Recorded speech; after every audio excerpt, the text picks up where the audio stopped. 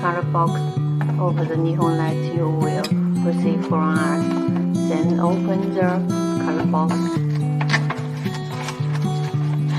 Take out the Nihon letter.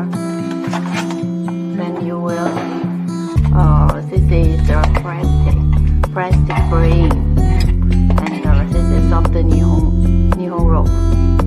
And we have two ways to connect to the power. This is the USB. You can connect to the power directly, and this is the 3AA battery box. You can for this USB, and we have a multi connector. This one, and you can use here to the power. Then you can change the 1 power to 5 letter. You can connect 5 letter connector here. So it is very easy when you want to DIY it. Then you only use one power. It's okay. Like you will DIY buy. And also we have many new colors.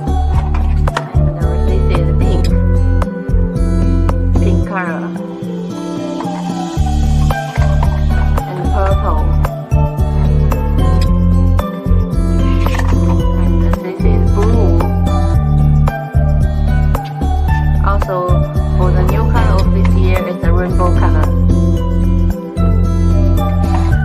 Yeah, and so we have totally